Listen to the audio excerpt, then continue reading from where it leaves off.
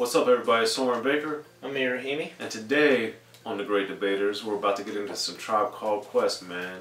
A little 1-2 punch from the Tribe. Check us out, y'all.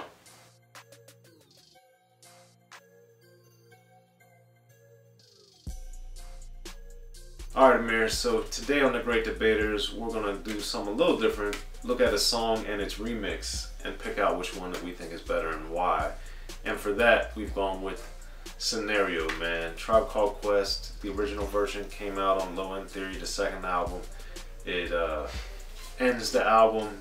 It's a phenomenal song and just an amazing collaboration. This is also around the time that we started seeing this explosion of people collaborating with other artists on their songs. This was in the early stages of that.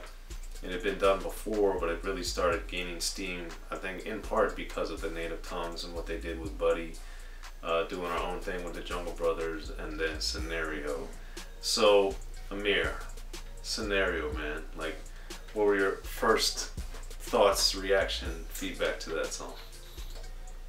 Wow, dude. This song is... I think I'd actually heard this before. I bought Low End Theory in the early stages of YouTube back then, or maybe it was LimeWire, one of the two, and I was blown away. I promptly purchased the album shortly thereafter on Amazon.com. I'll never forget, and I was just blown away by Tribe, you know, Fife, Tip, leaders of the new school, and mainly in particular Busta Rhymes, as I'm sure most people remember his verse the most.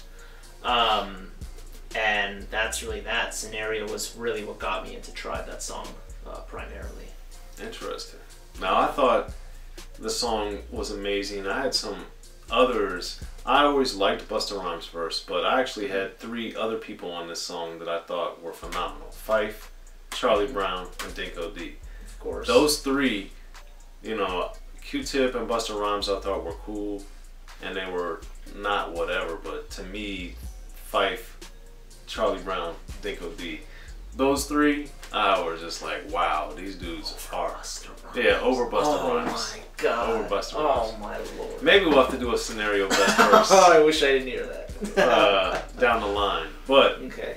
I just thought that this song was so amazing, and Leaders of the New School, I thought was going to be an amazing group that was going to be around for a long time, because I really thought Busta Rhymes and Charlie Brown in particular had, you know, such a good presence, such great delivery and style, and Dinko D being third of the 3, but I really liked him too.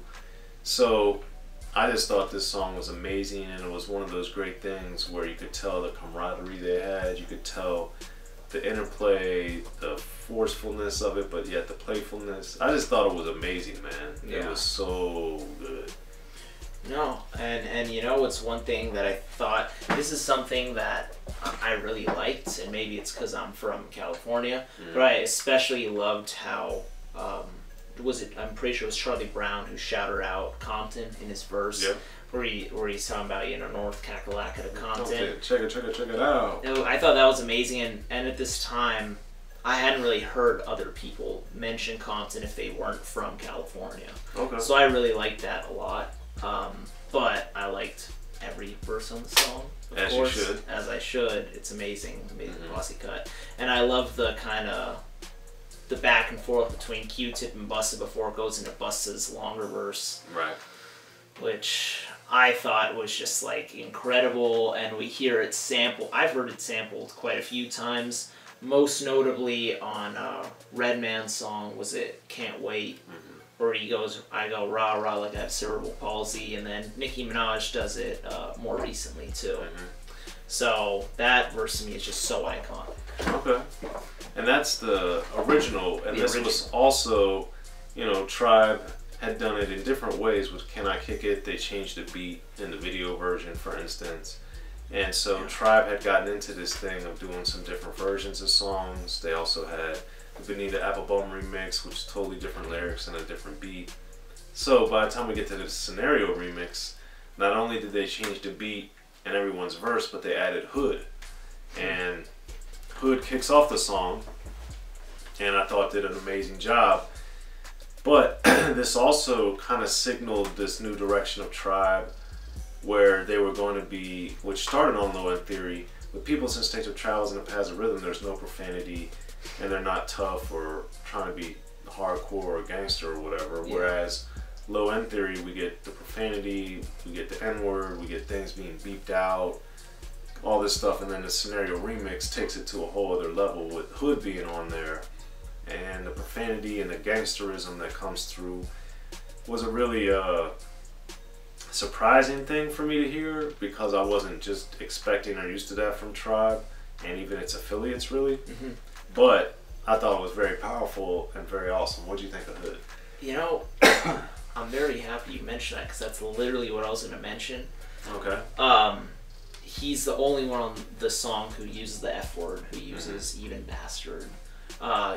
And maybe it was another word too. And I was just like, dang, to kick off the song like this, I was like, some remix we have here, I was like, is everyone gonna come with this sort of intensity?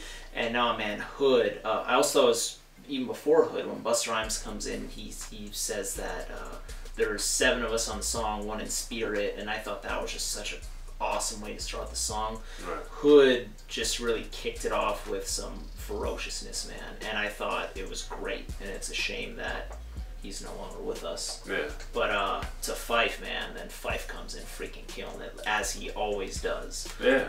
I thought that was one of those things where I remember people getting so excited on Low End Theory that Fife had a more prominent role and then did such a great job in this expanded role.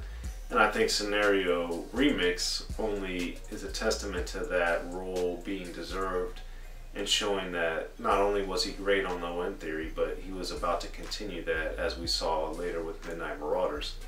But I thought Fife, man, he everybody I think was a little harder, I think because of the beat, and maybe because or not because, directly and indirectly because of Hood, but I really thought that ferocity and veracity of everyone stepped it up, and they all seemed a little darker and edgier on the remix. No, I definitely agree with that, man. And then Charlie Brown, I thought, came through again with another verse, also with some geographic references. He did. He did. Which I thought was great, and I thought was a nice, some nice continuity from the original to the remix. Dinko D again, I think, slaughtered it. Dude. And you know, I liked, you know, Busta Rhymes had his reference to the Dungeon Dragon thing again, and you know, I like Q-Tip again and stuff. But overall, the main thing I noticed was it just seemed a lot harder, edgier, and angry than the first one. It seemed like more like friends trying to, you know, one up them each other in a cipher type of thing. And that's very true. And on this one too, we also had the other member of Leaders in the New School, Cut Monitor. Milo. Yep. So that was also interesting. So in this one we had 2 additions, whereas the Scenario just had the 5, I believe. So I thought that was interesting. This was a little longer, and this beat too was also great, just like the original Scenario beat was great.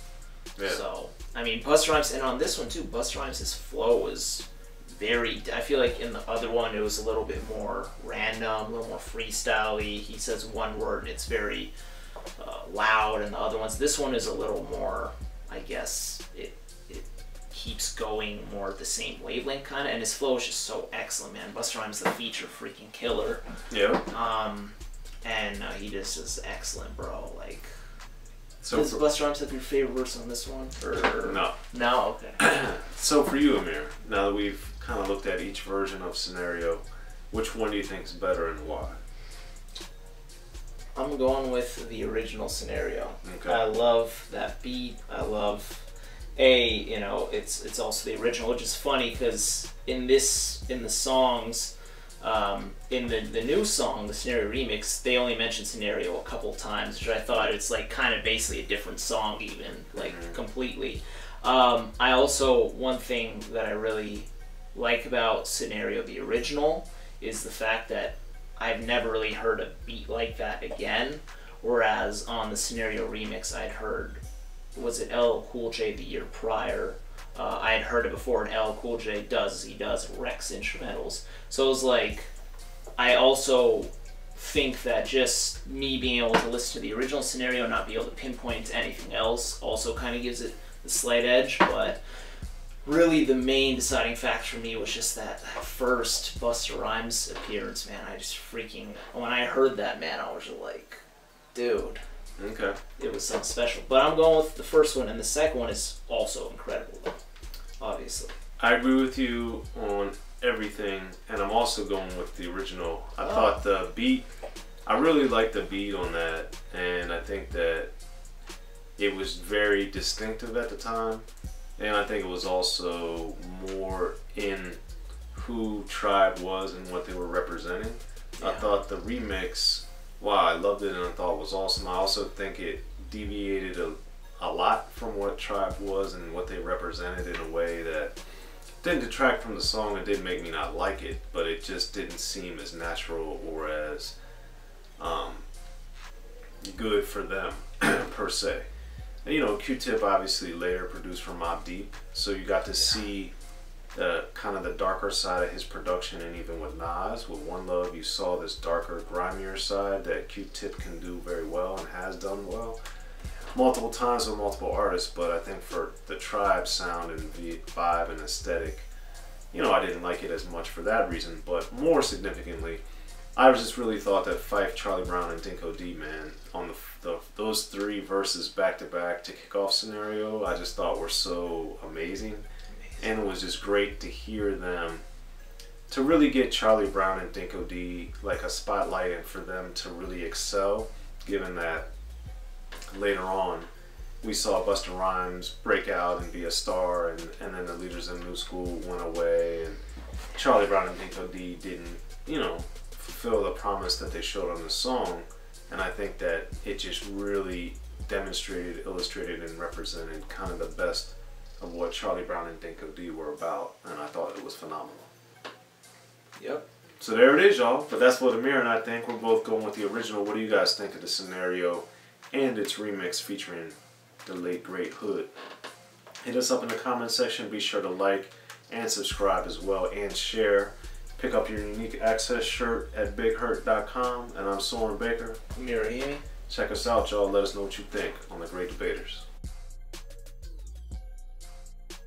Be sure to check out the History of Gangsta Rap by Soren Baker. He's official. History of Gangsta Rap features exclusive interviews with Ice-T, Snoop Dogg, MC Ren, the DOC, and dozens of others. The History of Gangsta Rap, a definitive look at how Los Angeles changed rap forever. In Los Angeles, the streets definitely set the tone of the hip-hop music. At 19, I got a $50,000 car. My whole angle always was, I'll be street, but I will always tell you the horrors that go along with this life. There will be penalties and casualties for just wearing the wrong color in somebody's neighborhood. And once gangsta rap made it from the streets to the TV, the genre exploded. With Fab 5 on Yo MTV Raps with NWA. Yo MTV, it just catapulted us from being local heroes to national gangbang rappers. The History of Gangsta Rap discusses it all from 1980 up till today. It's always gonna be shit happening in the streets.